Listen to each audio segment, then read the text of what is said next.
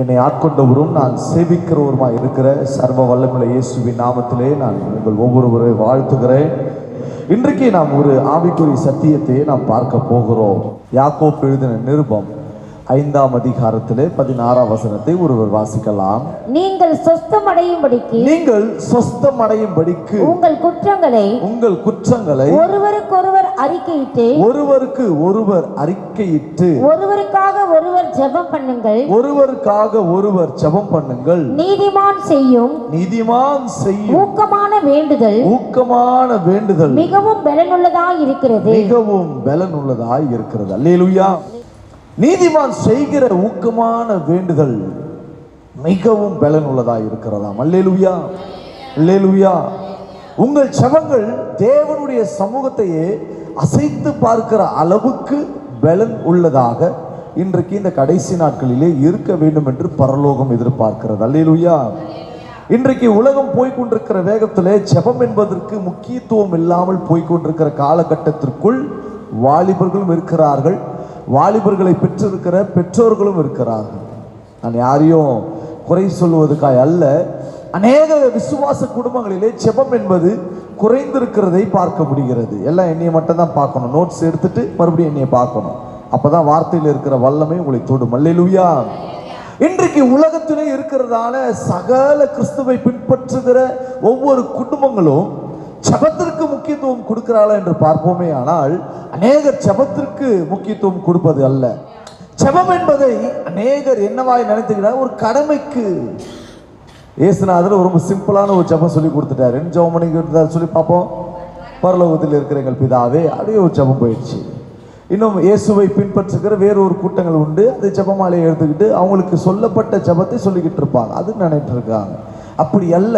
வேதம் என்பது வேதம் சொல்லுகிறது, ஜெபம் என்பது ஆண்டவரோடு கூட பேசுவது அல்லது சம்பாஷிப்பது அல்லது அவரோடு கூட இருப்பது. பக்கத்துல சொல்லுங்க, ஜெபம் என்பது இயேசுவோடு பேசுவது, உறவாடுவது, அன்பு கூறுவது, தெரியப்படுத்துவது. அல்லேலூயா. ஒரு சபையின் மக்கள் தேவனுடைய சபைக்குள் பேழைக்குள் இணைக்கப்பட்ட வருகைக்கு எடுத்துக்கொள்ளப்பட போகிற சபையின் மக்கள் இன்றைக்கு ஜெபத்தை ஆழமாய் அறிந்திருக்க வேண்டும். இந்த ஊக்கமான வேண்டுதல் பலனுள்ளதாக இருக்கிறது என்று யாக்கோபு அப்போஸ்தலன் எழுதுகிறார் சபைக்கு. அவர் பொதுவான நிருபமாய் அதை எழுதி வைத்து விட்டார். எந்த ஒரு பட்டணத்திற்கும் அவர் எழுதவில்லை, எந்த ஒரு சபைக்கும் தனிப்பட்ட விதத்தில் அவர் எழுதவில்லை. அவர் எழுதியது கிறிஸ்தவ பிள்ளைகளுக்கு தான். ஆமென் சொல்லுங்களேன். ஆனால் பவுல் ஒவ்வொரு நிருபங்களை எழுதும் போது கொரிந்து பட்டணத்துக்கு எழுதுவார், ரோமாபுரிக்கு எழுதுவார், அப்படி இப்படின்னு ஒரு டைரக்ஷனுக்கு தவிர எழுதி அதை பொதுவாகவும் அப்படியே மேலோட்டமான சில காரியங்களை எழுதி கொண்டு வருவதை பார்க்க முடியும். ஆனால் யாக்கோபு எழுதுகிறார், கிறிஸ்தவ பிள்ளைகளே நன்றாய் அறிந்து கொள்ளுங்க, கிறிஸ்தவ பிள்ளைகளே, நீங்கள் இயேசு கிறிஸ்துவினுடைய ரத்தத்தினாலே கழுவப்பட்டு இப்ப சபைக்கு உள்ள வந்துட்டீங்க. உங்களுக்கான ஒரு உறுதியான ஒரு ஒரு ஒரு ஒரு ஆயத்தமாக்கப்பட்ட ஒரு வாசஸ்தலத்தை நீங்கள் அறிந்து கொண்டீங்க. இப்ப நீங்க வாசஸ்தலத்தை நோக்கி, பரம கானானை நோக்கி, பரமன் இயேசு இருக்கிற இடத்தை நோக்கி சபை மெல்ல மெல்ல மெல்ல அங்க போய் சேர போகிறது. அல்லேலூயா, அல்லேலூயா. ஆனா மேல போறதுக்கு நிறைய பேருக்கு விருப்பமே கிடையாது. ஐ மீன் செத்து போறதுக்கு சொல்ல, பரலோகம்னு ஒண்ணு இருக்குது ஐயா, பரலோகத்தின் மீது ஒரு வாஞ்சை இருக்கிறது, பரலோகத்தை நான் விரும்புகிறேன், இந்த உலகத்தை அல்ல பரம காணானே நான் விரும்புகிறேன் என்று சொல்லுகிறவர்கள் தான் தேவன் எதிர்பார்க்கிற தேவ ஜனங்களாய் இருக்கிறார்கள். ஆனா இன்னைக்கு ரொம்ப அதிகமா சம்பாதிக்க ஆரம்பிச்சிட்டோம், நல்லா படிக்கிறாங்க, நல்ல வேலை கிடைக்குது, நல்ல வருமானம் உண்டு, அந்தஸ்து இருக்குது, வீடு இருக்குது, வாசல் இருக்குது, சகலமும் இருக்குது. அதனால இன்னும் இருக்க சேர்த்துக்கலாம், இன்னும் இதையே பார்க்கலாம், இன்னும் 1க்கு 2 வாங்கலாம், இன்னும் இருக்கிறத இன்னும் கூட்டிக்கலாம், இன்னும் நிறைய சம்பாதிக்கலாம் அப்படின்ற எண்ணத்துக்கு திரும்ப ஆரம்பிச்ச உடனே ரத்தத்தினாலே கழுவப்பட்ட நீதிமான்களாக இருக்கிற உங்களுடைய ஜெபங்கள் பலன் அற்று மாறுகிறது. பல பேருடைய வாழ்க்கையில ஏனையா இன்னும் ஜெபம் பலனுள்ளதாய் மாறல அப்படின்னா, தான் ஜெபிக்கிற ஜெபத்தினுடைய கருத்தையே அவர்கள் புரிந்து கொள்ளாமல் இருக்கிறார்கள். நான் இதனுடைய டிரான்ஸ்லேட்டர் படிச்சேன், ரொம்ப அழகா சொல்லி கொடுத்தாரு. நீதிமான்களுடைய வேண்டுதல் என்பது பலனுள்ளதா இருக்கிறதை வேற ஒரு பதம் சொல்லுகிறது. நீதிமான்கள் என்கின்ற நேர்மை உள்ளவர்கள் ஜெபிக்கிற ஜெபங்கள் ஊக்கமான வேண்டுதலாய் சொல்லப்படுகிற வார்த்தைக்கு ஆழமான ஜெபமாய். பகந்து சொல்லுங்க, நீங்க ஊக்கமா ஜெபிக்கிறீங்கன்னா அதனுடைய ஆழம் தெரிஞ்சிருக்கணும். புரியுதா? எங்கயா புரியுது? வாயில வரதெல்லாம் ஜெபமா மாறிடுச்சு. நீங்கள் ஜெபிக்கிற ஜெபத்தினுடைய வேண்டுதலை, ஊக்கமாய் ஜெபிக்கிற வேண்டுதலுடைய அர்த்தத்தை, ஆழத்தை புரிந்தால்தான் நீங்கள் இயேசுவோடு கூட நீங்கள் உங்களுடைய இருதயத்தை அவருக்கு தெரியப்படுத்தி வேண்டுதல் செய்ய முடியும். ஏதோ போற போக்குல ஆமே தோத்துறோம் தோத்துறோம் தோத்துறோம் தோத்துறோம் தோத்துறோம் சொல்லின்னு உக்காந்தீங்கன்னா என்னத்தை சொல்றது, இன்னும் அறியாமல் இருக்கிறீங்கன்னு அர்த்தம். ஒரு தேவ மனுஷங்க ஜெபிக்கிறாங்க, ஒரு விசுவாசி ஜெபிக்குது, ஒரு சபை சேர்ந்து ஜெபிக்குதுன்னா அதனுடைய கருத்தை தெரியப்படுத்தி ஜெபிக்க வைக்கும் பொழுது உங்களுடைய ஜெபங்கள் எல்லாம் ஆழமான ஜெபங்களாய் மாறி அதற்காய் ஊக்கமாக, ஆழமாக, உண்மையாக, ஆழமாய் ஜெபிக்க ஆரம்பிக்கும் பொழுது நீங்கள் ஜெபிக்கிற ஜெபத்திற்கு ஏற்ற பலனை அப்பொழுதே பெற்றுக்கொள்வது. கைகளை தட்டி அல்லேலூயா, அல்லேலூயா. ஆனால் இன்றைக்கு ஊக்கமாய் ஜெபிக்க வேண்டிய சபை, ஆழமாய் யோசித்து அறிந்து பொருளினுடைய அர்த்தத்தை புரிந்து கொண்டு ஜெபிக்க வேண்டிய சபை மக்கள் இன்றைக்கு அந்த ஊக்கமான ஜெபத்திலிருந்து கொஞ்சம் தளர்ந்திருக்கிறார்கள். நீதிமான் செய்கிற ஊக்கமான வேண்டுதல் பலனுள்ளதா இருக்கிறது. நாம் ஊக்கமா ஜெபிக்கணும். ஆனா இயேசுநாதர் ஜெபிச்சாரு. இயேசுநாதரே ஊக்கமாய் தான் ஜெபம் பண்ணார். வாசிங்க லூக்கா எழுதின சுவிசேஷ புத்தகம் 22ஆம் அதிகாரம் 44ஆம் வசனம். வேகமா வாசிங்க. 22:44 வாசிங்க.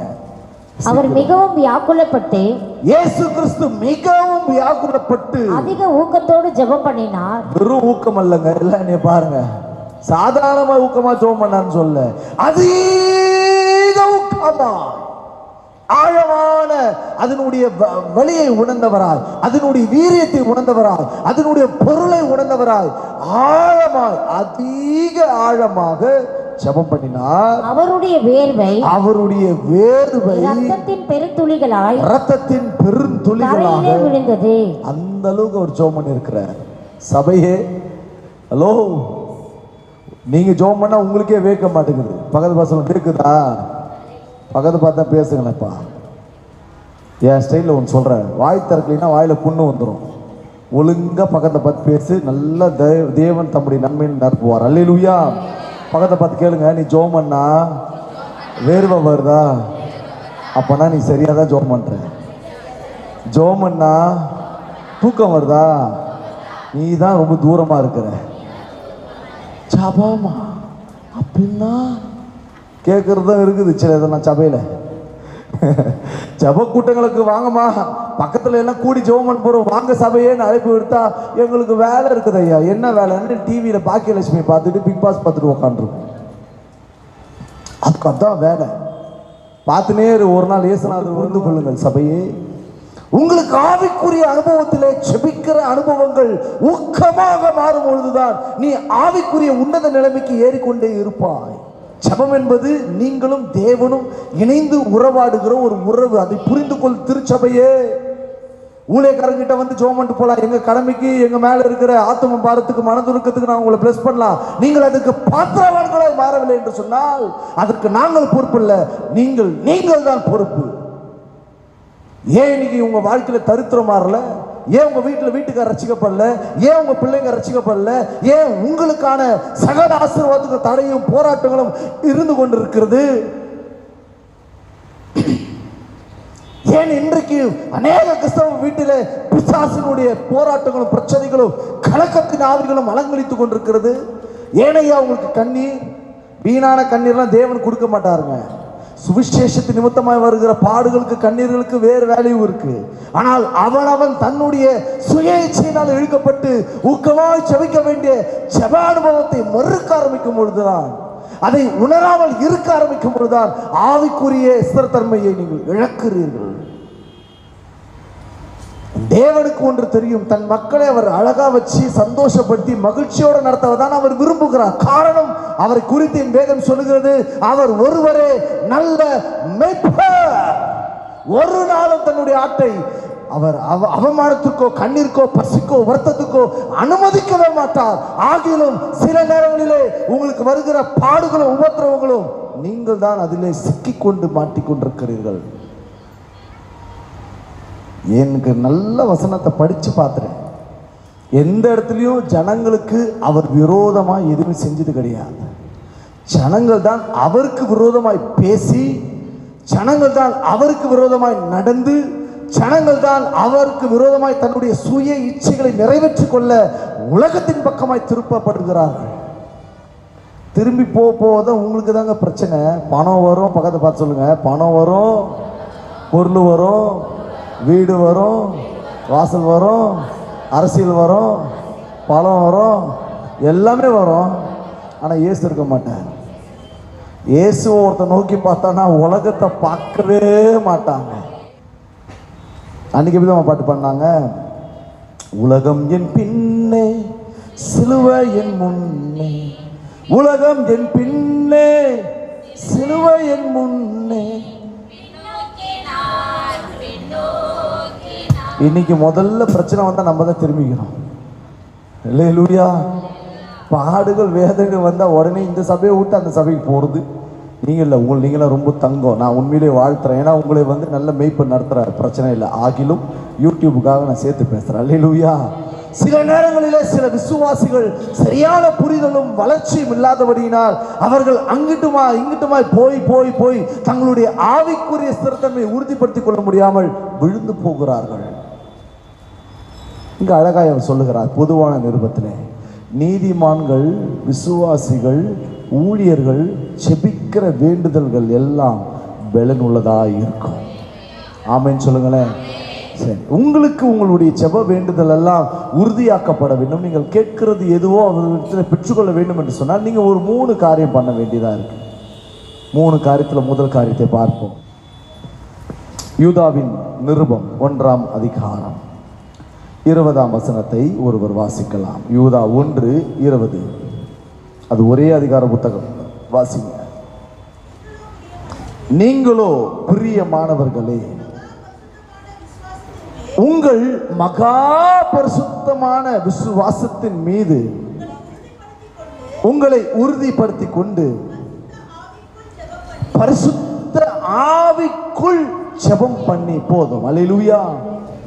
இங்க யூதா சொல்லுகிறான், ஒரு சபையின் விசுவாசிகள், நீதிமான்களாக்கப்பட்ட விசுவாசிகள், பரிசுத்தமாக்கப்பட்ட விசுவாசிகள், அவர்கள் ஜெபிக்கிற ஜெபம் என்பது ஒரு மாம்சத்திலிருந்து புறப்படுகிற வார்த்தைகளாய் அது இருக்கவே கூடாது. நீதிமான்களாக ஆக்கப்பட்ட சபையின் மக்கள் ஜெபிக்கிற அனுபவம் என்பது மாம்சத்திலிருந்து புறப்படுகிற வார்த்தையாய் இருக்கக்கூடாது. அது ஆவியினாலே வெளிவருகிற வார்த்தைகளாக, ஜெபங்களாக மாறி இருக்க வேண்டும் என்று சொல்லி யூதா சொல்லுகிறார். ஏன் உங்கள் வாழ்க்கையிலே உங்களுடைய ஜெபம் ரொம்ப பவர்ஃபுல்லா இல்லை அப்படின்னா, உங்க ஜெபத்துல பரிசுத்த ஆவிக்குள்ள ஜெபிக்கிற அனுபவம் இல்லை. ஆவியானவருக்குள் இருந்து நிறைந்து வாழ்கிற ஒரு மனுஷன் எப்பொழுதும் தன்னுடைய ஆவி உற்சாகத்தினாலே ஆண்டவரோடு கூட உறவாடுவான், ஆண்டவரோடு கூட பேசுவான், ஆண்டவரோடு கூட நடப்பான், ஆண்டவரோடு கூட சகல சம்பாஷணையிலும் சொல்ல போனால் ஆண்டவரை கேட்டுக்கிட்டே இருப்பான். ஆண்டவரே, இந்த கடைக்கு போறேன், எசப்பா வீட்டில் தக்காளி வாங்க போறேன், ஒரு இது வாங்க போறேன், ஏதோ ஒரு துணி வாங்க போறேன், இந்த இடத்துக்கு நான் போறேன், பேசிக்கிட்டே இருப்பான். காரணம் ஒன்று, அவனுக்குள் பரிசுத்த ஆவி இருப்பாரனால் அவன் வேறு இவர் வேறு அல்ல, இருவரும் ஒன்றாய் இருப்பார்கள். எத்தனை பேருக்கு விளங்குது? ஆவியை பெற்றவங்க மட்டும் கை தூக்கி காட்டுங்க. பரிசுத்த ஆவியை பெற்றவங்க பெறாதவங்க கை தூக்கி காட்டுங்க, நான் பார்த்துக்கிறேன். நல்ல உயர்த்தி காட்டு, பரலோகம் பார்க்குது. இவ்வளோ பேர் இருக்கீங்க, அதனால உங்க வாழ்க்கை இன்னைக்கு மாற்றப்பட வேண்டும். அல்லேலூயா, அல்லேலூயா. கேட்குற கேள்விக்கு உடனே பதில் வரணும், சரியா? இப்போ பரிசுத்தாவிக்குள் ஒரு மனுஷன் ஜெபிப்பானால், பரிசுத்தாவிக்குள்ளே சகல வேண்டுதலையும் விண்ணப்பங்களையும் ஜெபங்களையும் ஏறெடுக்க விரும்புவானால் அவனுடைய ஜெபங்கள் அனலாய் மாற ஆரம்பித்து விடும். ஆவியானவரோடு கூட இணைந்த அந்த அபிஷேகம், அந்த உறவு, நாம் எப்பொழுதெல்லாம் தேவ சமூகத்தில் போறோமோ அந்நிய பாஷைகளை பேசி விண்ணப்பங்களை சொல்லி, சில நேரங்களில் ஆவியானவரே நமக்கு ஜெப விண்ணப்பங்களை ஏகி எழுப்பி ஜெபிக்க வைப்பார். ஒரு சில விசுவாசிகளை பார்ப்பேன், ஜெபிக்கும் போது தான் கொட்டாய் விடும். நீங்க பண்றத நான் சொல்றேன், என்னை பச்சிருக்கிறீங்களே, அப்ப எங்களுக்கு எவ்வளவு கோபம் இருக்கும். அப்படியே தலையை முக்காடு போட்டு இப்படி குஞ்சுக்கும். இன்னும் ஆம்பளைங்களை சொல்லவே வேணாம், ஆம்பளைங்களோட லிஸ்டே வேற மாதிரி. நாங்க வேற உலகம்பா. சபையே, ஜெபிக்க வேண்டிய வாலிப பிள்ளையே, ஜெபிக்க வேண்டிய தேவனுடைய பிள்ளைகளே, உங்களை பார்த்து கர்த்தருடைய வார்த்தை வருகிறது. நீங்கள் உங்களை பரிசுத்த ஆவிக்குள்ளே, ஆவியானவருக்குள்ளே நீங்கள் வந்துவிட வேண்டும் என்பது தேவனுடைய சித்தமாய் இருக்கிறது. ஆவியை பெறாத ஒரு மனுஷனுடைய ஜெபங்களும் உடனே வல்லமை பெறாதுங்க. உடனே நீங்க இப்படி ஒரு கேள்வி கேட்கலாம். அப்படி பார்த்தா இயேசுவை அறியாத மக்கள் அந்த இடத்துக்கு போய் ஜெபம் பண்றாங்க, நடக்குதுன்னு சொல்றாங்களே, இந்த இடத்துக்கு போய் கேட்கறாங்க, அது நடக்குதுன்றாங்களே, அது எப்படின்னு கேட்பீங்க. அதுக்கும் பதில் இருக்கு. இப்பிரபஞ்சத்தின் லோகாதிபதியானவன் அநேகருடைய கண்களை குருடாக்கி வைத்ததினாலே அவர்களுக்கு அவன்தான் தேவன் என்பதை நிரூபிப்பதற்காக அவர்களுக்கு என்று சகல பொய்யான அற்புதங்களை செய்வான். தற்பிரியர்களை அவர்களை மாற்றி தற்காலிகமான இன்பமான இச்சைகளையும் அவர்கள் வேண்டிக் கொள்ளுகிற சகல காரியத்தையும் கொடுத்து அவர்களை ஆசீர்வாதத்துக்குள்ளேயே வைத்திருப்பான். காரணம் ஒன்று, அவன் சொல்லுவாங்க, நீங்க போய் இயேசு போய் அறிவிச்சிங்கன்னா சொல்லுவாங்க, இயேசு விசுவாசிங்க சிஸ்டர், கர்த்தர் உங்களை ஆசீர்வதிப்பார்னா, நான் இப்போ நல்லா தானே இருக்கிறேன்.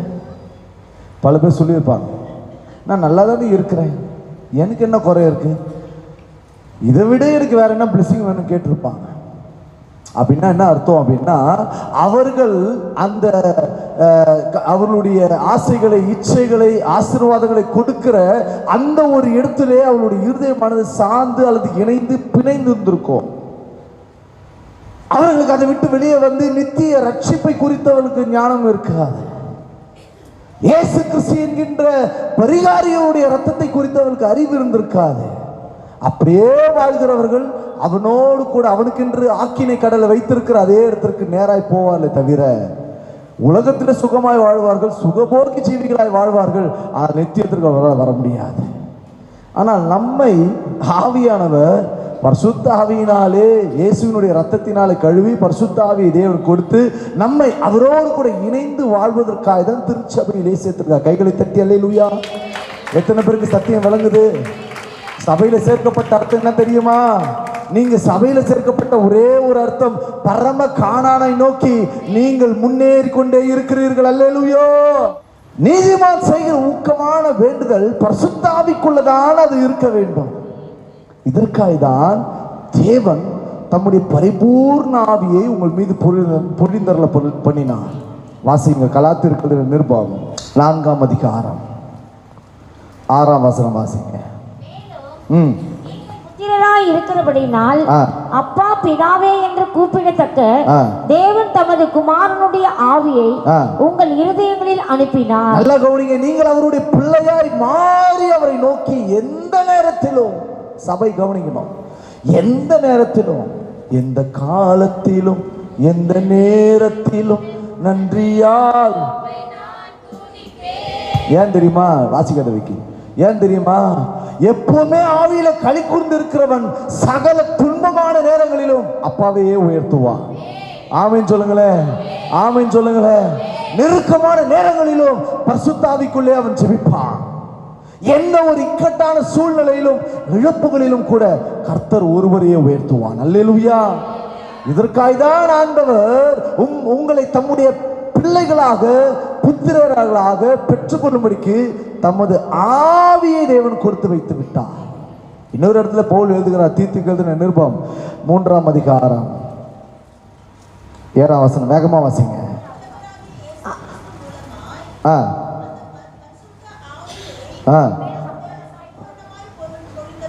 நல்ல கவனிங்க, வேதம் சொல்லுகிறது, அவர் தம்முடைய இரட்சகராக. எல்லாம் நம்முடைய இரட்சகர் யாரு?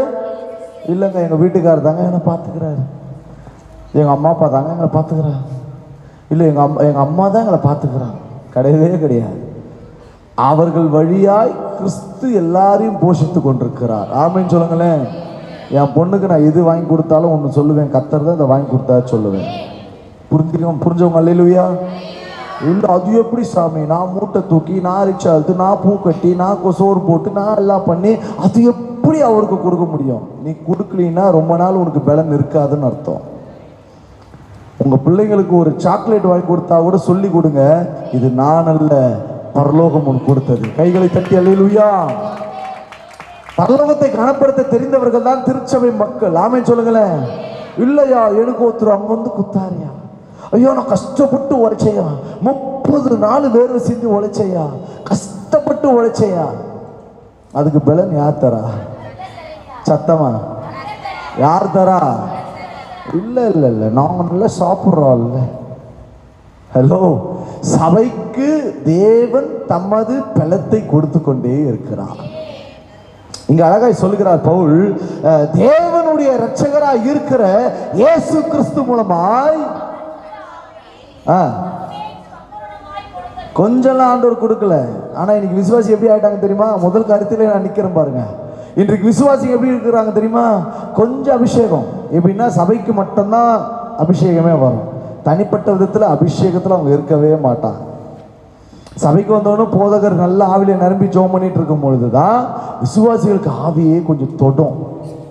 இது பட்டும் படாம இருக்கிற விசுவாசி தேவன் சபையில் அப்படியே உலாவ ஆரம்பிக்கும் பொழுது அவருடைய வஸ்திரத்தை உங்கள் மேலே பட்டவொடனே அப்பன்னு கத்த ஆரம்பிச்சிடும். அவ்வளோதான். அதோட வீட்டுக்கு போனால் 6 நாளும் ஆவியானவர் இல்லாமல் தான் விசுவாசிகளும் ஒரு சிலர்கள் வாழ்கிறார்கள். இங்கு வேதம் தெளிவாய் சொல்லுகிறது, தேவன் தமது பரிசுத்த ஆவியை உங்களுக்கு சம்பூர்ணமாய் கொடுத்தார். சம்பூர்ணமாய் ஒரு தேவ ஆவியை நீங்கள் பெற்றிருப்பீர்கள் என்று சொன்னால் நிச்சயமாய் சொல்லுகிறேன், நீங்கள் செபிக்கிற செபத்திற்கு மிகவும் பலன் அதிகமாக இருந்து கொண்டே இருக்கும். அதற்காக தான் ஆவியை கொடுத்திருக்கிறார்கள். பல நேரத்தில் மாம்சத்தில் இருக்கிற பலவீனத்து நிமித்தம் ஜபத்தில் உட்காரவே முடியாது, என்னால உட்காரவே முடியாது. தொடர்ந்து ஊழிய ஓட்டங்கள் இருந்துட்டு இருக்கும், வேலைகள் இருந்துட்டே இருக்கும், அப்படியே ஓடிட்டு இருப்பேன். ஆண்டவர்கிட்ட கேட்பேன், ஆண்டவரை ஜெபிக்கவே முடியலையப்பா, பலப்படுத்துங்க ஆண்டவரே. தந்தை அவர்களுடைய பாடல்களை போட்டு அமைதியாக கேட்டுட்டே இருப்பேன். தேவனுடைய பிரசனம் மெல்ல என்னை மூட ஆரம்பிக்கும். என்னை முழுமையாக ஒப்பு கொடுத்து அப்படியே பாடலை பாடிக்கொண்டே இருக்கும் பொழுது ஆவியானுடைய அபிஷேகம் என் மீது கடந்து வர ஆரம்பிக்கும். சாதாரணமாக சோமனே அப்பா சோத்திரம் சோத்திரம் சொல்லிட்டு இருக்கிற நான் ரஷன் தரபா ஹந்து ருக்கு ரூபா லம்மா லத்தரா லேக்கா ரத்தலா ஷக்ரோ தரபாலக்கா அப்படின்னு ஆவியில நிரம்ப ஆரம்பிப்பேன். அபிஷேகத்துக்கு பேச ஆரம்பிப்பேன். அந்நிய பாஷைகளை பேச ஆரம்பிப்பேன். ஆவியானவரும் நானும் இணைந்து பேச பேச நான் செபிக்க செபிக்க அவர் தலை அசைப்பார், செபிக்க செபிக்க அவர் தலை அசைப்பார், நெருப்பாய் இறங்கிடுவார் என் தேவன், நெருப்பாய் இறங்கிடுவார். காரணம், அவர் எலியாவின் தேவன். எலியாவின் ஜெபத்தையே கேட்கிறாருன்னா புதிய ஏற்பாட்டு விசுவாசிகளாக புதிய உடன்படிக்கையில குமாரனுடைய ரத்தத்தையும் சரீரத்தையும் புசித்து பானம் பண்ணுகிற நமக்கு தமது ஆவியை பூரணமாய் கொடுத்திருக்கிறார். விட்டுருவாரா ஜபத்தை? உங்க ஜபத்தை விட்டுருவாரா? உங்க ஜபம் வல்லமை உள்ளது, உங்கள் ஜபம் கேட்கப்படுகிறது, உங்கள் ஜபம் பலன் உள்ளது. கைகளை தட்டி அல்லேலூயா. சம்பூர்ணமாய் கொடுக்கப்பட்ட ஆவியானவர் உங்கள் ஜபங்களுக்கு கவனத்தை வைத்து கேட்டுக்கொண்டே இருப்பாரம்மா. ஆவியானவரோடு இணைஞ்சிருங்களேன், வாழ்க்கையே மாறிடும். பக்கத்தை பார்த்து சொல்லுங்க, நீங்கள் ஆவியோடு இணைஞ்சிட்டீங்கன்னா நீயா இருக்க மாட்ட, அவரா மாறிடுவேன். ஹல்லேலூயா, ஹல்லேலூயா. எத்தனை பேருக்கு சத்தியம் விளங்குது? அல்லேலூயா. காரணம் ஒன்று, தேவனுடைய வார்த்தை தெளிவாய் சொல்லுகிறது, நீதிமானுடைய வேண்டுதல் பலன் உள்ளது. நீதிமானுக்கு தான் தேவனுடைய ஆவியை கொடுப்பா. எத்தனை பேருக்கு விளங்குது? பாவியா இருக்கிறவன் மேல நல்ல பச்சை போர்டு கிட்ட ஒருத்தர் நல்லா ஃபுல் டைட்ல அடிச்சுட்டு அவன் வந்து அப்பா பாப்பா நாங்க நம்புவியா? ஆனால் நாம் தேவனுடைய பிரசவத்திற்குள் நம்மை தாழ்த்தி சமூகத்தையே நோக்கி பார்க்கும் பொழுது தமது ஆவியை மெல்ல அவர் கடந்து வருவார். அப்படியே சபையை மூட ஆரம்பிப்பார். அவருடைய மேகம் அப்படியே ஒவ்வொருவர் மீதும் கடந்து வர ஆரம்பிக்கும். வாழ்க்கையை மாற்றுகிற ஒரே ஒரு ஆயுதம் கர்த்தருடைய பிரசன்னம் மாத்திரமே. கையை தட்டு தேவச்சனம். ஹல்லேலூயா, ஹல்லேலூயா. இப்படி சம்பூர்ணமாய் பெற்ற பரிசுத்த ஆவியிலே சபை மக்கள், நீதிமான்களாக்கப்பட்ட சபை மக்கள் இருந்து கொண்டிருப்பார்களானால் அவர்கள் சாதாரணமாய் ஜெபிக்கிற ஜெபங்கள் கூட ரொம்ப வல்லமையா மாறிடும். வாசிங்க 1 கொரிந்தியர் 14ஆம் அதிகாரம் 15ஆம் வசனம். இப்படி இருக்க நீங்க செய்ய வேண்டுவது என்ன? நான் ஆவியோடு விண்ணப்பம் செய்வேன், கருத்தோடு விண்ணப்பம் செய்வேன், நான் ஆவியோடும் பாடுவேன், எத்தனை பேருக்கு புரியுது? ஹலோ சிஸ்டர் அண்ட் பிரதர், ஒரு ரகசியத்தை சொல்றேன். ஏன் சபைக்கு வந்தா கூட நீங்க பாட மாட்டீங்க தெரியுதா? நான் சொல்லலை, உங்க வேதமே உங்க கையில இருக்கிற பைபிள் உங்களை பத்தி சொல்லுது. எல்லாம் என்னைய பாருங்க, வீட்டில் அந்த லட்சுமி இந்த லட்சுமிலாம் பார்த்து பார்த்து கண்ணு சொருகி போய் காதெல்லாம் மந்தமாகி வாயெல்லாம் புளிச்சு போய் ஆண்டு சமூகத்தில் வரும்பொழுது இருதயமானது இருள் அடைஞ்சி இருதயமானது தேவனுக்கு முன்பதாக அனலா இல்லாம உள்ள வரும்பொழுது அப்படியே செத்ததாய் வரும்பொழுது எப்படி ஜபம் வரும், எப்படி விண்ணப்பம் வரும், எப்படி பாட்டு வரும்? பக்கத்துல பார்த்து சொல்லுங்க, பாட்டு வருதா, ஜபம் வருதா, விண்ணப்பம் வருதா, அந்நிய பாஷை வருதா? வந்ததுன்னா ஸ்தோத்திரம், வரலினா எங்களுக்கு வரும் ஆத்திரம். அல்லேலூயா, அல்லேலூயா. சபை மக்கள் ஆவியோடு ஜெபிக்கணும், ஆவியோடு கருத்தோடு நான் ஜெபம் பண்ணுவேன், விண்ணப்பம் பண்ணுவேன். யாரோ ஒருத்தர் சொல்லியிருப்பாங்க, ஒரு 2 வாரத்துக்கு முன்னாடி நுங்கம்பாக்கம் பகுதியில் ஒரு சகோதரியை சந்தித்து, பியூர் பிராமணர்கள், பியூர் பிராமணர்கள் என்னை பார்த்துறோன்னு, நீங்கள் பிரதர் கிறிஸ்தவரானாங்க. ஆமாங்க, மினிஸ்ட்ரி பண்ண சொல்லுங்கள் அப்படின்னு என்கிட்ட சொன்னாங்க. இயேசுவை அறியாதவர்கள். என்ன விஷயம் கேட்டால், அவளுடைய மகளுக்கு உடல்நலிவுற்று காஞ்சி காமக்கோடி ஹாஸ்பிட்டலில் அட்மிட் பண்ணாங்க. மூளையில் பிளாக் ஆனதுனால மண்டையை திறந்து ஆப்ரேஷன் பண்ணியிருக்கிறாங்க. அழைச்சிட்டு போகன்ட்டாங்க. மூளையிலேருந்து அந்த இதுலேருந்து மண்டையிலேருந்து தண்ணி அந்த இது வருது பிரதர் அப்படின்னாங்க. ரொம்ப கவலைக்கிடமான சூழல். நான் ஒரே வார்த்தை சொன்னேன், எல்லாத்தையும் கேட்டுட்டு ரொம்ப இருதயம் உடஞ்சி சொன்னேன், சிஸ்டர் கவலைப்படாதீங்க, நாங்கள் ஜெபிக்கிற ஜெபத்திற்கு மிகவும் பலன் உள்ளது. ஆனால் அதற்கு நீங்கள் செய்ய வேண்டியது ஒன்று, இயேசு கிறிஸ்துவை மட்டுமே நீங்கள் விசுவாசிக்க வேண்டாம். அவங்க சொன்னாங்க, என் பொண்ணு உயிர் பழிக்கிறதுக்காக எத்தனையோ வாசஸ்தலங்களுக்கு போய் புண்ணிய ஸ்தலங்களுக்கு போயிட்டுலாம் நான் வந்துட்டேன். கடைசியில் உங்களை பார்த்தோன்னு எனக்கு தோணுச்சு, எனக்காக நீங்கள் ஜெபம் பண்ணீங்களான்னு. உடனே நான் ஜெபம் பண்ணேன். நான் ஜெபிக்க ஜெபிக்க எனக்குள்ள தேவனுடைய மனதுருக்கத்தின் ஆவி வெளிப்படுகிறதை என் ஆவியிலே உணர்ந்தேன். ஜெபிக்க ஆரம்பித்தேன், ஜெபித்தேன். சிஸ்டர்கிட்ட சொன்னேன், சிஸ்டர் இன்றைக்கு நீங்கள் போய் அந்த பெட்டுக்கிட்ட அந்த எமர்ஜென்சியில் கிரிட்டிக்கலான அந்த இடத்துல இருக்கும்பொழுது நீங்கள் உள்ளே போகும்பொழுது உங்கள் பிள்ளை சுகமடைந்திருக்கிறது நீங்கள் பார்ப்பீங்க. ஆனால் விசுவாசிங்க, அங்கே டாக்டர் சொல்கிறதெல்லாம் கேட்காதீங்க, உள்ளே போங்க. எங்களுக்குள்ளே இருக்கிற வல்லமையின் கிருபையானது ஆவியானது அந்த மகளை சுகமாக்கும் என்று சொல்லி அனுப்புங்க. இன்றைக்கு பல பேருடைய வாழ்க்கையில் இப்படி ஒரு ஜெபம், ஆவியோடு கருத்தோடு கூட விண்ணப்பத்தை ஏறெடுத்து மற்றவர்களுக்காய் ஜெபிக்கிற ஜெபங்கள் கூட இல்லாமல் போய் கொண்டிருக்கிறது. நீ உங்களுக்கே ஜெபிக்கிறது இல்லையா? பக்கத்து பாசல உங்களுக்கு நீங்கள் ஜெபிக்கிறீங்களா? ஜெபிக்கிறம்மா, எனக்காக நான் ஜெபம் பண்ணுறேன், என் சபைக்காக நான் ஜெபம் பண்ணுறேன், என் மேய்ப்பருக்காக நான் ஜெபம் பண்ணுறேன், என்னை அறிந்தவர்களுக்காக நான் ஜெபம் பண்ணுறேன். ஜெபம் பண்ணே உண்மையிலேயே உங்களுடைய ஜெபம் பலன் உள்ளதாய் மாறும். ஆனால் அதே நேரத்தில் ஆவியோடு கருத்தோடு கூட ஆவியானவருக்குள் இணைந்திருக்கும் பொழுதுதான் ஜெபங்கள் வரும். சில நேரத்தில் போராட்டங்கள் வரும். நல்லா கவனிங்க, ஜெபத்தில் உட்காரும் போது தான் ஃபோன் கால் வரும். உங்களுடைய சிந்தனை எல்லாம் திருப்புற அளவுக்கு ஒரு முக்கியமான ஃபோன் கால் வந்து உங்களை திசை திருப்ப பார்க்கும். ஜெபத்தில் உட்காரும் போது தான் நெருக்கடிகள் வரும். ஜெபிக்கலாம் உட்காரும் போது தான் போராட்டங்கள் வரும். ஜெபிக்கலாம் உட்காரும் போது தான் ஆபத்துக்களும் விபத்துக்களும் பல துர்ச்செய்திகளும் வரும். ஒன்னே ஒன்று தெரிஞ்சுங்க, எந்த நேரத்திலோ எந்த சமயத்திலோ நான் ஆவியோடு கூட இருந்து நான் நடந்தாலும் ஜெபிப்பேன், உட்கார்ந்தாலும் ஜெபிப்பேன், படுத்தாலும் ஜெபிப்பேன். சகல கிரியைகளிலோ எனக்குள் இருந்து வல்லமையாய் கிரியை நடப்பிக்கிற ஆவியோட துணையோடு கூட நான் வேண்டுதல் செய்து கொண்டே இருப்பேன். பவுலுக்கு அப்படி நடந்து வந்தது. அதனால தான் பவுல் லெட்டர்ல எழுதுறாரு. வாசிங்கள, எபேசியர் 6ஆம் அதிகாரம் 18ஆம் வசனம், வேகமா வாசிங்க. எந்த சமயத்திலும் அப்படின்னா அவர் சொல்றாரு, அவருக்கு உண்டாயிருக்கிற, ஹலோ லிசன், வசனத்தை எழுதிட்டு என்னைய பாருங்க, எந்த சமயத்திலும், எந்த சமயத்திலும், அது உயர்வானாலும் தாழ்வானாலும் ஆபத்தானாலும் நல்லதானாலும் எந்த நல்ல நேரம் வந்தால் கூட விசுவாசிகளுக்கு ஒன்று சொல்கிறேன், இந்த சுபமுகூர்த்தம் பார்த்து பண்ணுற வேலையெல்லாம் நிப்பாட்டிக்க. ஹலோ, எதையும் சொல்லிட்டு போகிறேன்.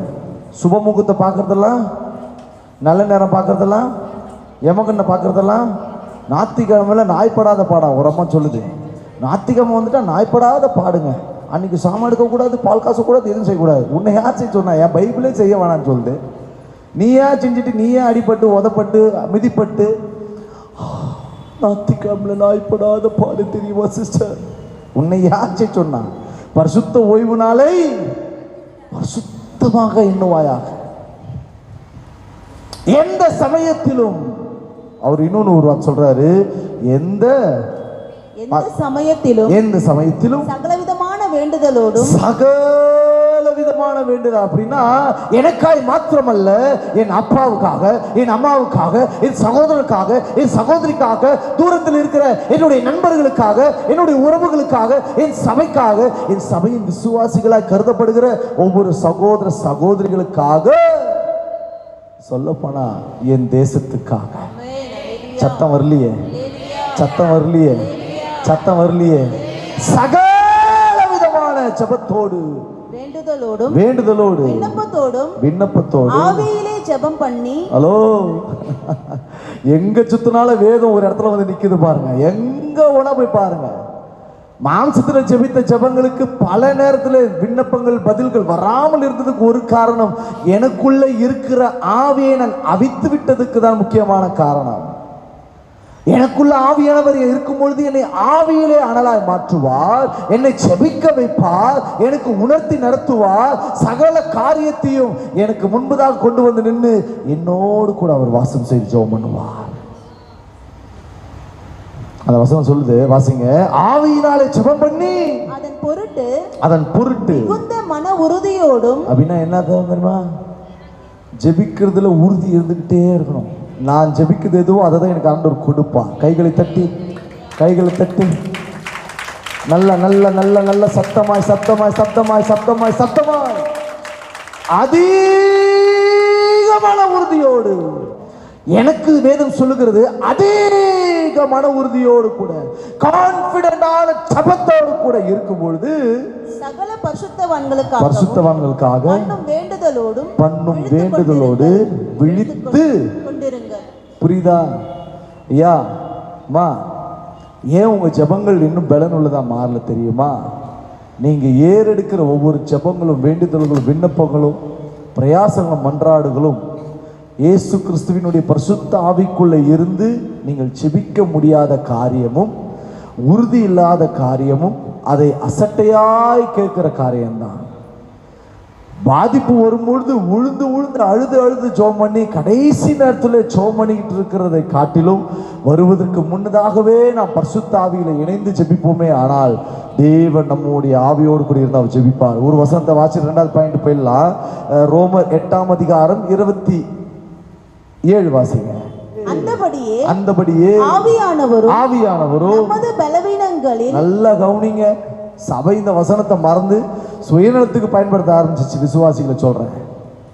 ஹலோ, என்னைய கவனிங்க சிஸ்டர். வாசிக்கிட்டு சொல்லும் போது சபை எப்படி ஆச்சு தெரியுமா? ஜோமனம் எனக்குள்ள இருக்கிற ஜோமனம் அவர் பார்த்துப்பார். சின்ன வயசுல ஒரு டைலாக், எல்லாம் மேல இருக்கிறவன் பார்த்துப்பான். புரியுது, நிறைய பேர் பல்பு இருக்குது. ஆமா, அந்த மாதிரி எல்லாம் அவருக்கு தெரியும், அவர் பார்த்துப்பார். உங்க வாயில சொல் பிறவாதற்கு முன்னே, நீதிமான்களா இருக்கிற பிள்ளைகளுடைய வாயில சொல் பிறவாதற்கு முன்னே ஜபங்கள் எல்லாம் தேவ சமூகத்தில் இருக்கிறபடினால் உடனே பதில் வந்துவிடும். அது முதல் ரகம். 2ஆம் ரகம், நான் எது வேண்டுமோ அதை என் வாயினால் அறிக்கை செய்வதற்கு என் ஆவியானோடு கூட இணைந்து ஆவியில நிறைந்து வாழ்கிற அந்த அனுபவம் தான் என்னையே அப்படி தேவனுக்கு நேராய் வழி நடத்தி பலப்படுத்தி என் குரலாக அவர் குரல் தேவ சமூகத்தில் எட்டும். கைகளை தட்டி. ரொம்ப ஆழமான சத்தியம். இதை பற்றி பேசணும்னா எனக்கு 2 மணி நேரம் தேவை. ஆவியானவரே நமக்குள்ளே உதவி செய்கிற நம்முடைய பலவீனத்திலே அவர் பலனாய் வந்து, எந்த நேரத்தில் நம்ம பலவீனத்தோடு இருந்து ஜெபிக்க முடியாமல் இருக்கிறோமோ அந்த சூழலை நல்லா கவனிங்க. உங்களுக்கு இன்னும் புரிய வைக்கிறேன். நல்ல ஆவில நிரம்பி இருக்கிற பிரதர், 2 நாள் 3 நாள் நல்ல ஆவியில் நிரம்பி இருக்கிறேன், நான் ஜெபிக்கிறதெல்லாம் தேவன் மகிமையாய் அபிஷேகத்து கொடுக்கிறதே என் ஆவியில பார்க்கிறேன் என்று சொல்லி கொண்டிருக்கிற 2 நாட்கள் 3 நாட்கள், சொல்ல போனா 1 வாரம் கூட நல்ல ஆவியில் நிரம்பி ஜெபம் பண்ணிருப்பாங்க. திடீர்னு சடுதியா ஏதோ ஒரு சூழல்னாலே தன்னுடைய ஆவியிலே ஒரு தடுமாற்றம், ஒரு குறைவு இங்கு ஏற்பட்டிருக்கும். என்னது? ஹலோ, ஏதோ ஒரு தடுமாற்றம், ஒரு குறைவு எங்கே ஏற்பட்டிருக்கும். அந்த இடத்த ஃபில் பண்றதுக்கு பக்கத்துல சொல்லுங்க, அந்த இடத்த ஃபில் பண்றதுக்கு உங்களுக்குள்ளே சம்பூரணமாய் ஊற்றப்பட்ட பரிசுத்த ஆவி உங்களுக்காக இயேசுவின் இடத்துல வேண்டுதல் செய்கிறார். அந்த ஆவியோட கைகளை தட்டுவோமா? ஹல்லேலூயா. அதை விட்டுட்டு நீ ஜெபிக்கவே பிடிக்காம, ஜெபிக்கவே இல்லாம, ஆவியில அனல் இல்லாம, குளிரும் இல்லாம, ஆவியில உணர்த்துதல் இல்லாம, வழி நடத்துதல் இல்லாம, அவர் பார்த்துப்பார், அவர் எனக்காக செய்வார். உன்னை நீ ஏமாத்திக்காத. பார்த்து சொல்லுங்க, உன்னை நீ ஏமாத்திக்காத. பக்கத்தை தான் பார்த்து பேசல, வாயில புண்ணு வந்துடும். சத்தமா ஒன்னே ஒன்று செய், ஆவியானவரோடு இணைஞ்சிரு. அவர் உனக்காய் ஜெபம் பண்ணுவார். அவர் உனக்காய் ஜெபம் பண்ணுவார். அவர் ஜெபிக்கிற ஜெபம் ஊக்கமா இருக்கும். அவர் ஜெபிக்கிற ஜெபம், உனக்காய் ஜெபிக்கிற ஜெபம் ஆழமாய் இருக்கும். அந்த ஆழமாய் ஜெபிக்கிற ஜெபம் உனக்கு ஒரு பலனை கொண்டு வரும். அவர் ஜெபிக்கிற ஜெபம் சகல தடைகளை உடைக்கும். ஹல்லேலூயா. இரண்டாவது ஒரு காரியத்தை பார்ப்போம். ரொம்ப முக்கியமான காரியத்தை சொல்லி நான் முடிச்சிடுறேன். வாசியுங்கள் 2 ராஜாக்களின் புஸ்தகம் 6ஆம் அதிகாரம் 16, 17. 2 வசனத்தை வேகமா வாசிங்க. 6, 16, 17 2 வசனம். அதற்கு அவன் பயப்படாதே. எலிசா சொல்லுகிறான், எலிசா அவனுடைய வேலைக்காரன் பார்த்து சொல்லுகிறான், பயப்படாதே. அவர்களோடு இருக்கிறவர்களை பார்க்க, அந்த சீரியர்களோடு கூட இருக்கிற சேனைகளை பார்க்கிலும் நம்மோடு இருக்கிறவர்கள் அதிகம் என்றான்.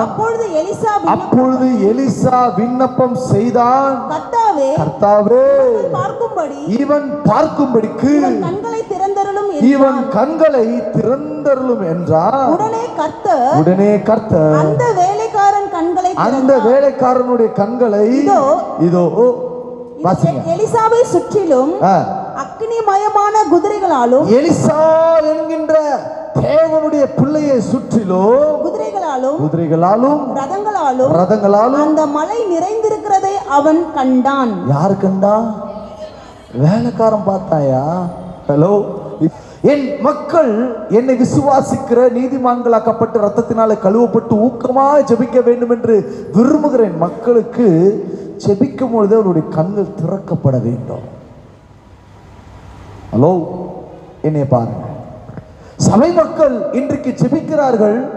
ஏதோ ஒரு விண்ணப்பம் கொடுத்துட்டாரு, ஏதோ ஒரு விஷயத்துக்கு ஜெபிக்கிறோம், ஏதோ ஒரு காரியத்துக்கு ஜெபிக்கிறோம், இல்லை நமக்கு ஜெபிக்கிறோம், நம்ம குடும்பத்துக்கு ஜெபிக்கிறோம், ஒரு ஊழியத்துக்கு ஜெபிக்கிறோம் என்று நீங்கள் நினைக்கிறது உங்களுடைய இன்னும் வளர்ச்சியை முதிர்ச்சியாய் மாற்றிக்கொள்ள விரும்பாத நிலையை காட்டுகிறது.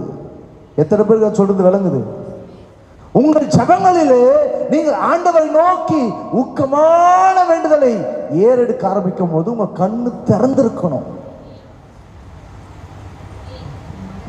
ஒரு சிலர் புரிஞ்சுக்காதீங்க இந்த மாதிரி தப்பா. சோமன் சொல்லும் போது ஐயா வந்து கண்ணை திறந்திருக்க சொன்னாரு. ஹலோ, இந்த மாதிரி முட்டாள்தனமான விசுவாச கூட்டங்களும் இருக்கதான் செய்யுது. உங்களுக்கு நான் சொல்றது, ஆவிக்குரிய நீதிமான்களாக்கப்பட்டு ஆவியினாலே ஆராதிக்கிற, ஆவியினாலே செபிக்கிற தேவனுடைய பிள்ளைகளுக்கு உள்ளான மனுஷனில் இருக்கிற ஆவிக்குரிய அனுபவம் நிறைவாய் வெளிப்படும் பொழுது உள்ளான மனுஷனுடைய ஆவிக்குரிய கண்கள் திறக்க ஆரம்பிக்கும். எத்தனை பேருக்கு ஐயா நான் ஜெபிக்கும் பொழுது தரிசனங்களை பார்க்கிறேன் என்று எத்தனை பேர் சொல்ல முடியும்? கையை உயர்த்தி பரலோகத்துக்கு நேரம் அட்டனன்ஸ் போடுங்க. ரொம்ப ஸ்தோத்திரம். மீதி பேருடைய ஜெபங்கள் எல்லாம் எப்படி இருக்கு? ஊக்கமா ஆழமா ஜெபித்து கண்கள், ஆவிக்குரிய கண்கள் திறக்கப்பட்டு பரம தரிசனத்தை, பரலோக தரிசனத்தை, மகாராஜா கொடுக்கிற பல ஆவிக்குரிய ஆசீர்வாதங்களை பார்க்கக்கூடிய கண்களாய் மாறி இருக்கிறதா? ஹலோ, என்னையா ஜெபம் பண்ணிட்டு இருக்கிறீங்க? என்ன ஜெபம் பண்றீங்க? எங்கள் ஜெப நேரங்களில் நாங்கள் உள்ள போய் உட்கார்ந்து ஆவியில நிரம்பி செபித்துக் கொண்டிருக்கும் பொழுது பல நேரங்களிலே நான் பல தரிசனங்களை பார்த்தது உண்டு. தேவ தூதர்களை ஒரு சில நேரங்களிலே நான் அபிஷேகத்திலே நிறைந்திருக்கும் பொழுது தேவ தூதர்கள் என்னோடு கூட உலாவி கர்த்தரை துதிக்கிற நேரத்திலே அவர்கள் துதித்ததை நான் பார்த்ததும் உண்டு.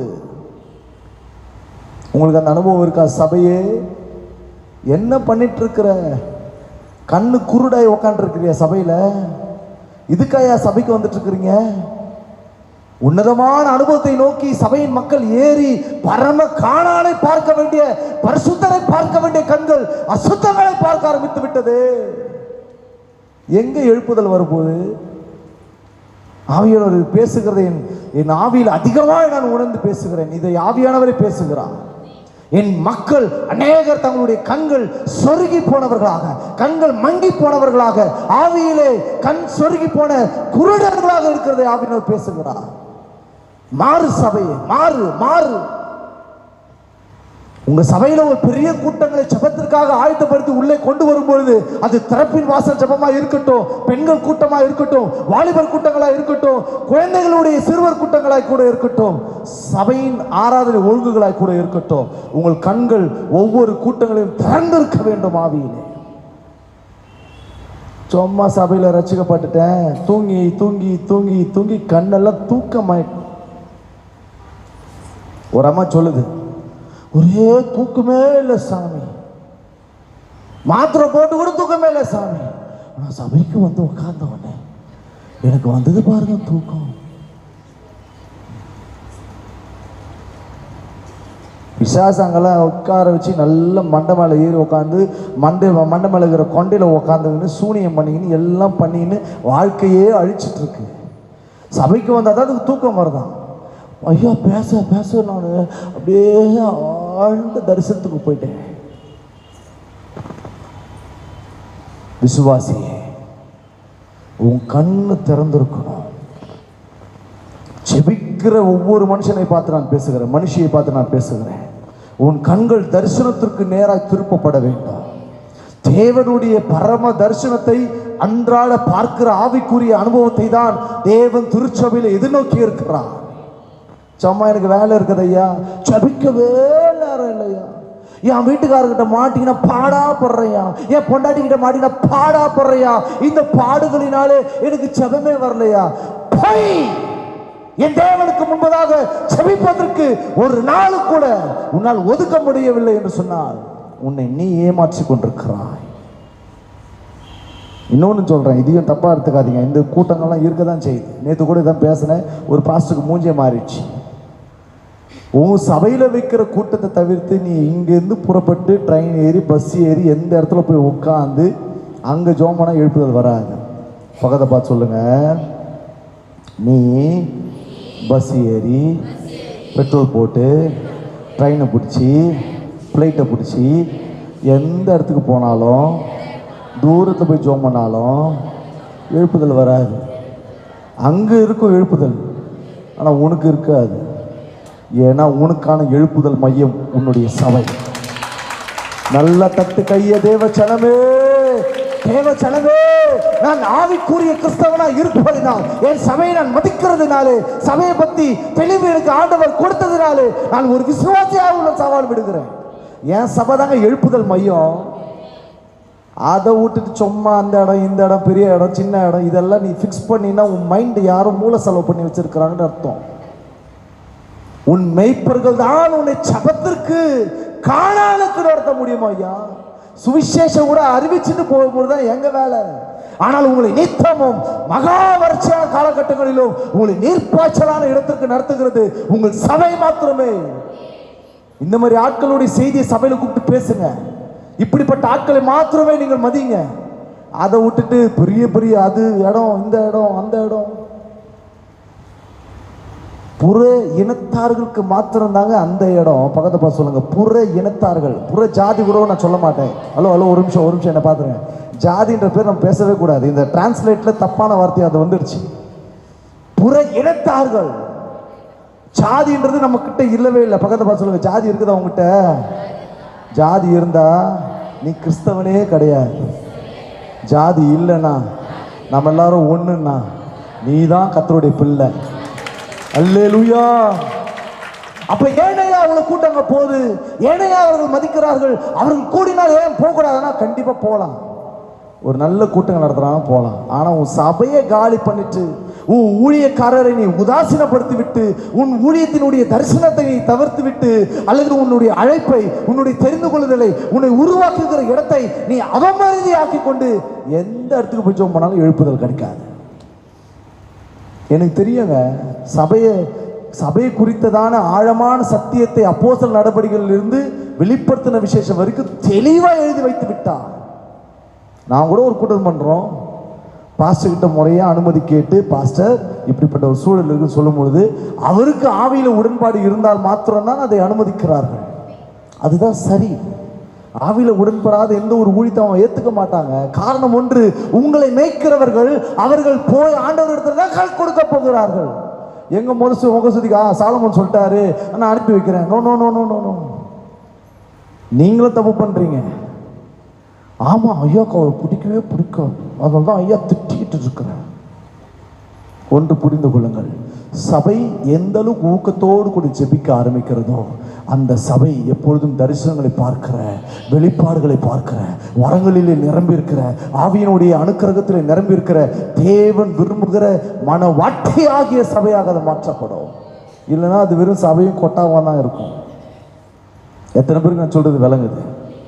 எலிசா என்பவன் தன் வேலைக்காரனுக்காக ஜெபிக்கிறான். ஐயா, எலிசாவுக்கு தரிசன கண்ணு இருந்தது, வெளிப்பாடு கண்ணு இருந்தது. அவன் பார்க்கிறான், சீரியர்கள் எல்லாம் சூழ்ந்து இருக்கிறார்கள். எலிசா என்றவன் தான் நம்மளை காலி பண்றான், அவன் அழிக்கலாம் சொல்லிட்டு சீரியர்கள் பெரிய பலத்த படையோடு கூட வந்து நிற்கிறார்கள், அவனை சுற்றி சூழ்ந்து இருக்கிறார்கள். எலிசா ஜோமனிட்டு இருக்கிற மனுஷன். ஹலோ, என்னைய பாருங்க, எலிசா நல்லா ஆவியில நிரம்பி பரிசுத்தாவில நிரம்பி ஜோமனிட்டு இருக்கிற மனுஷன். அவன் பேசுகிற பள்ளி அறையில பேசுகிறதையே வெளிப்பாட்டை பெற்று ராஜாவுக்கு அறிவிக்கிறவன். தனக்கு நேரிட போகிற ஆபத்தை பார்க்காமலே இருந்திருப்பான். ஒரு காரியத்தை சொல்றேன், உங்க குடும்பத்தை பத்தி லிசன். உங்கள் குடும்பத்தில் உள்ள ஒவ்வொரு நபர்களை பற்றி உங்களுக்கு ஆழமான ஆவிக்குரிய வெளிப்பாடு இருந்தே இருக்க வேண்டும். இதுக்குன்னு போய் தீர்க்கதரிசிகிட்ட போய் தலையை கொடுக்காத. தீர்க்க தரிசனம் வரம் பெற்றவர்கள் என்ற பேரை போட்டிருக்கிறவங்க போய் தலையை கொடுத்து எனக்கு பேசு கேட்காத. நீ ஜெபிக்க உட்காரும் பொழுது, உன் சபையாய் நீ கூடி வந்து உட்காரும் பொழுது ஆவியானவர் உங்கள் மேய்ப்பர்கள் வழியாய் பேச ஆரம்பிப்பார். ஆவியானவருடைய திருவுள்ள பற்றுகிற வார்த்தைகள் பலிபீடத்திலிருந்து புறப்பட்டு வரும். என் அன்பு சகோதரனே, என் அன்பு சகோதரியே, நீ இந்த காரியத்திற்காய் ஆண்டவர் சமூகத்தில் வந்து இருக்கிறாய். உனக்காய் ஆண்டவர் சொல்லுகிறது இதுதான், நீ தைரியத்தோடு போ. கர்த்தர் உன்னுடைய விசுவாசத்தின்படி உன்னை தேவன் ரட்சிப்பார் அப்படின்னு சபை தான் தீர்க்கதரிசனம் சொல்லணும். தப்பு நடக்குது சிஸ்டர் அண்ட் பிரதர். ஆவியில நிரம்பி சபையினுடைய பக்தி விருத்திக்காக தான் தீர்க்கதரிசி வந்து தீர்க்கதரிசி பேசிட்டு போனோம், தன் சுய பெருமை தேடுவதற்காய் அல்ல. நீ என்னைய ஃபாலோ பண்ணணுன்றதுக்காக நான் பேச வேண்டிய அவசியம் எனக்கு இல்லை. அப்படி பேசினால் நான் உங்களை வஞ்சிக்கிறவனா இருப்பேன், சபையை வஞ்சிக்கிறவனா இருப்பேன். என்னுடைய சுய ஆதாய தொழிலாக ஊழியத்தை நான் மாற்றி விடுவேன். அத பரலோகம் என்ன கணக்கு கேட்குங்க. சபையை மதிங்க, சபையை மதிங்க. சபைதான் உங்களுக்கு வெளிப்பாட்டை கற்றுக் கொடுக்கும், சபைதான் உங்களுக்கு வெளிப்பாடுகளை சொல்லித்தரும். சபையில தான் நீங்கள் தரிசனங்களை காண்பீர்கள். நீங்க செபிக்க செபிக்க செபிக்க செபிக்க செபிக்க உங்களுக்கு ஒரு வெளிப்பாட்டின் கண்கள் திறக்கப்படும். உங்களை பயமுறுத்துற ஒரு கூட்டம் இருக்கும் பாருங்க, அந்த கூட்டத்துக்கும் நீங்கள் ஜெபம் பண்ணி உங்களோடு கூட இருக்கிறவர் யார் என்பதை அவர்கள் கண்கள் காணும்படிக்கு அவர்கள் கண்களில் திறக்க உங்கள் ஜெபங்கள் மிகவும் மிகவும் நல்ல கையை தட்டு தேவ ஜனமே, உங்கள் ஜெபங்கள் மிகவும் மிகவும் மிகவும் பலனுள்ளது. சாமா அதை விட்டுட்டு அவங்க ஜெபம் பண்ணா தான் நல்லா இருக்கும். ரிக்வஸ்டாக எழுதி கொடுத்தேன், வாட்ஸ்அப்பில் டெக்ஸ்ட் பண்ணேன், ஃபேஸ்புக்கில் ஃபாலோ பண்ணுறேன். தப்பு இல்லை, ஃபாலோ பண்ணுங்க. ஒரு சிலருடைய அட்டூழியங்கள்லாம் அதெல்லாம் தெரியுது, அதை ஃபாலோ பண்ணீங்க. ஆனால் உன் திருச்சபையை பின்தொடர ஆரம்பிக்கும் பொழுது வெளிப்பாடுகளை ஆண்டவர் கொடுக்க ஆரம்பிப்பார். இன்னைக்கு சபை மக்கள் இன்னைக்கு இதை புரிஞ்சு கொள்றதில்லை. நீங்கள் மதிக்கிற மாதிரி தான் நாங்களும் எல்லாரையும் மதிக்கிறோம். என்னை தேவ மனுஷன் மதிக்கிறார், நான் அவரை மதிக்கிறேன், தப்பு இல்லை. ஆனால் அவர் என்னையை ஃபாலோ பண்ண வேண்டிய அவசியம் இல்லையே. நான் வருஷத்துக்கு ஒரு முறை தானே வரேன், அவ்வளோதான் என் லெவல். அதுக்கு மேலே நான் ரொம்பலாம் பூசிக்கக்கூடாது. அவரையும் என்னை வருஷத்துக்கு ஒரு முறை அழைத்து பிரதர் வாங்க பிரதர், ஃப்ரீயாக இருக்கிற வாங்க பிரதர் சொல்ல தப்பு இல்லை. பிரதர் நீங்கள் வாங்க பிரதர், நீங்கள் கூஸ் பண்ணும் பிரதர், நீங்கள் பேசுங்க பிரதர், நீங்கள் தான் நோ நோ நோ நோ, அது எங்கள் வேலை கிடையாது. மெய்ப்பர்கள் தான், நான் வெளிப்படையாக சொல்கிறேன், 2 அல்லது 3 வாரங்கள் குறைஞ்சபட்சம் மெய்ப்பர்கள் தான் சபைக்கு சத்தியத்தை பேசியே ஆகணும். கைகளை தட்டு. மேய்ப்பர்கள் பேசுகிற வார்த்தைகளும் வசனங்களும் அபிஷேகமும் உங்கள் வாழ்க்கையிலே உங்களை உயர்த்தி நல்ல ஒரு பரம காணானுக்குள் கொண்டு செல்லும். நிறைய பேருடைய செய்தி, அண்மையில் ஒரு நாள் ஒரு ஊழியத்துக்கு போயிருந்தேன். ஒரு சோன்சோ பாஸ்டரோட பேரை சொன்னார். இந்த மனுஷங்களை எவ்வளோ சொல்லிட்டேங்க, வாலண்டியராக வந்து உள்ளே உட்காருது, வாலண்டியராக வந்து உள்ளே உட்காருது. நான் வந்துட்டேன்னு சொல்லுது. நான் நாளைக்கு உன்னையே தான் உன் சபையில் தான் பேசுவேன்னு சொல்லுது. சரி வந்து பேசுறியா, இந்த சபையில் இவ்வளோ பிரச்சனை இருக்குயா, ஜனங்க தேவனுக்குள்ளே வளரணும், இதை பற்றி பேசுங்கன்னா அது வந்து ஒன்று பேசிட்டு போயிட்டு இருக்குது. நான் வேணான்னு சொன்னாலும் அது வாலண்டியராக வருது. சபை தான் ஜெபிக்கணும். சத்தியத்திற்கு தூணா இருக்க வேண்டிய சபை மக்கள் தான் யாரு சபைக்கு வரணும். ஆண்டவரே, உம்முடைய சித்தத்தை நிறைவேற்றுகிற, எங்களை ஆவியில பலப்படுத்துகிற, எங்களை ஆவியில வளர்க்கிற உண்மையுள்ள ஊழியக்காரர்கள் மாத்திரமே, பரிசுத்தமும் நீதியும் பேசுகிற ஊழியக்காரர்கள் மாத்திரமே எங்கள் சபைக்கு கொண்டு வரும் என்று சபை தான் ஜெபிக்க வேண்டும். நான் பிரியா இருக்கிறேன், நான் இங்க இருக்கிறேன் அங்க இருக்கிறேன்னு சொன்னா ஏத்துக்காதீங்க. ஆவியில் நடத்தப்படுகிற ஊழியக்காரர்களாக இருப்பாள் என்றால் அன்போடு வரவேற்று வசனத்தை கேட்டு ஆவியில் பலப்படுங்கள். அல்லேலூயா.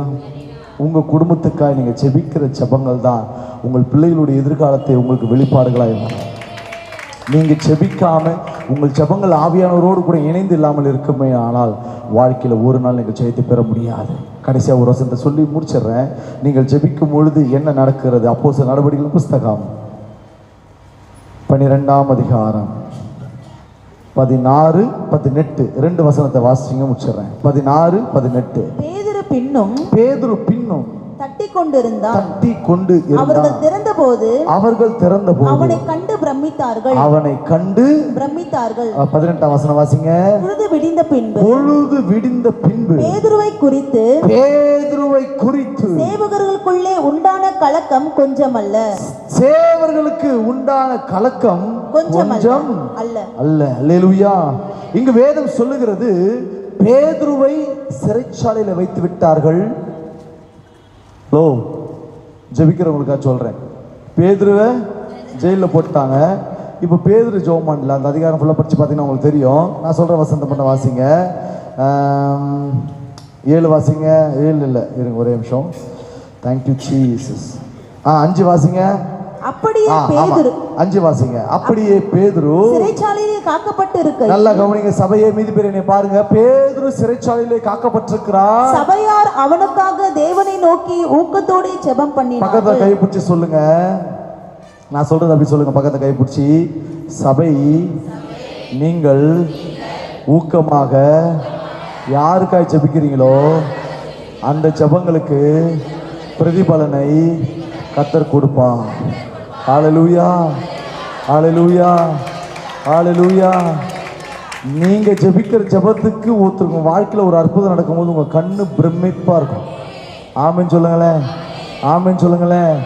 உங்க கண்ணே பார்த்து அப்படி பூரிச்சு போற அளவுக்கு என் ஜெபத்துக்கா எனக்கா இத்தனை கிருபை என்மே